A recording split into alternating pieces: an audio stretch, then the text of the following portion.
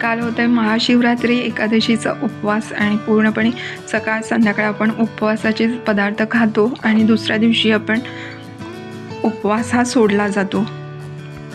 सकाळी मी खिचडी केली होती उपवासासाठी आणि दुपारच्या जेवणामध्ये, आणि संध्याकाळच्या जेवणासाठी मी केला होता आलू पराठा उपवासाचा. ते पण वरीच्या तांदळापासूनचा हा आलू पराठा आहे. एकदम सॉफ्ट होतात आणि एकदम टेस्टी आणि छान पण लागतात आणि सगळ्यांना आवडणारे हे पराठे आहेत आणि एकदम इझिली 2 मिनटातच हे पराठे बनतात. एकदम फास्ट रेसिपी आहे. आलू पराठा उपवासाचा हा थोडासा मी वेगळ्या पद्धतीने बनवते रेसिपी, पण एकदम छान आणि टेस्टी असं हे पराठे बनतात.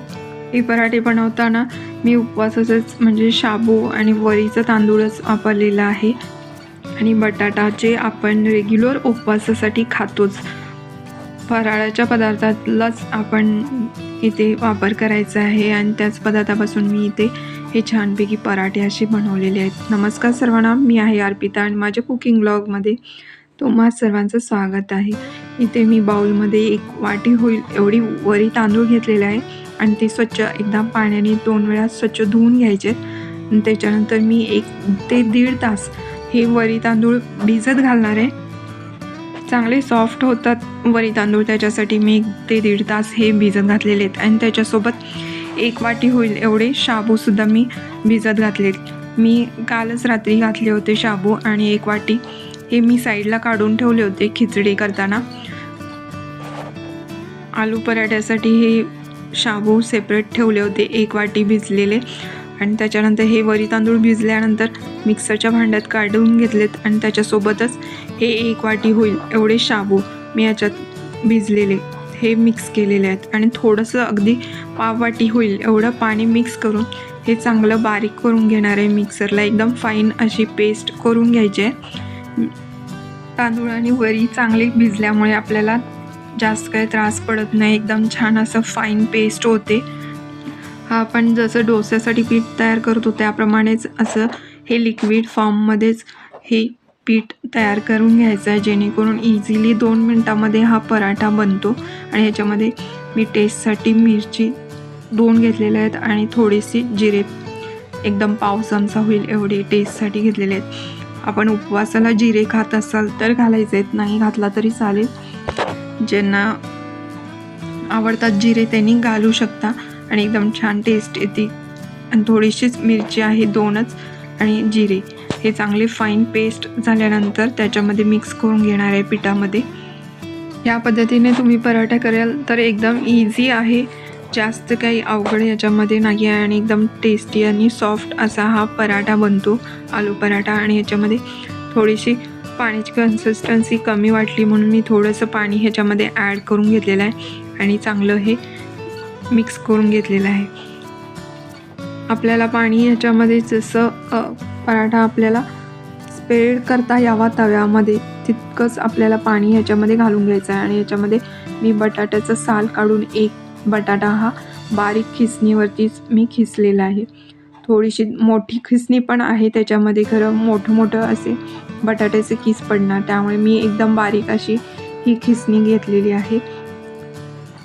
जितकी बारीक खिसणी असेल तितके बारीक आपल्याला किस हा चांगला पडतो. आणि ह्याच्यामध्ये लिक्विड फॉर्ममध्ये ह्या पिठामध्ये एकदम व्यवस्थित असं मिक्स होऊन जातं हा बटाटा.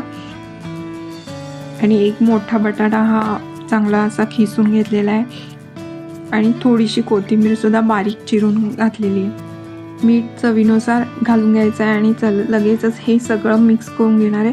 त्याच्यामध्ये कोथिंबीर तुम्हाला उपवासासाठी खात नसाल तर ती घातली नाही तरी चालेल, मी इथे घातलेली आहे. आणि एकदम छान असं मिक्स करून घेतलेलं आहे. बटाट्यामुळे हा पराठा सॉफ्ट होतो एकदम.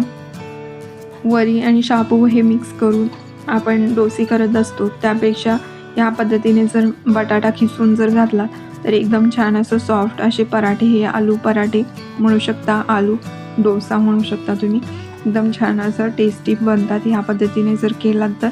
आणि इथं पॅन नॉनस्टिकचा पॅन घेतलेला आहे आणि त्याला थोडंसंच मी तेल लावून पुसून घेतलेलं आहे पॅनला पूर्णपणे सगळीकडे.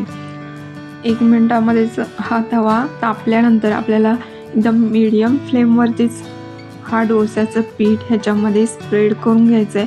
1-2 पळी होईल एवढं मी पीठ घेतलेलं आहे आणि पळीच्या साहाय्यानेच असं स्प्रेड केलेलं आहे. तुम्हाला जमत असेल तर हातानं सुद्धा करू शकता. मी इझी वाटतं म्हणून मी हे पळीनं असं व्यवस्थित एकसारखं असं स्प्रेड करून घेतलेलं आहे सर्वत्र तव्यावरती आणि पाहू शकता एकदम छान असं छिद्रसुद्धा त्याला अशी आलेली आहेत. आपलं एकदम व्यवस्थित परफेक्ट असं पीठ हे तयार झालेलं आहे पराठ्याचं.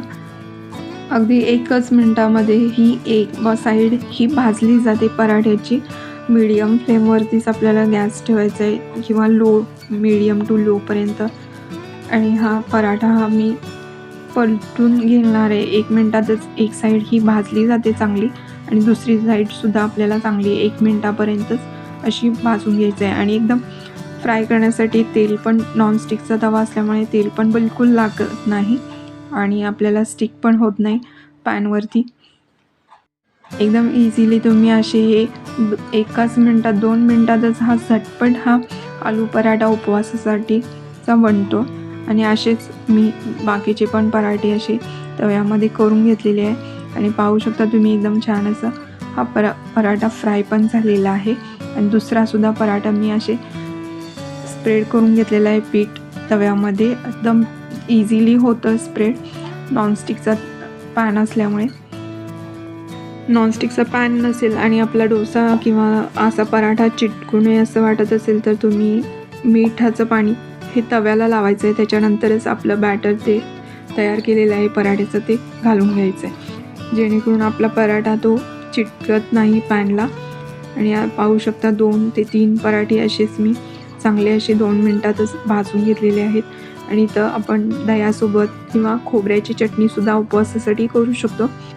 नुसती वरी आणि शाबू बारीक करून त्याच्यामध्ये एक बटाटा कच्चा किसून घालून इतके छान असे हे आलू पराठे आम्ही संध्याकाळच्या जेवणासाठी केले होते उपवासासाठी फराळात.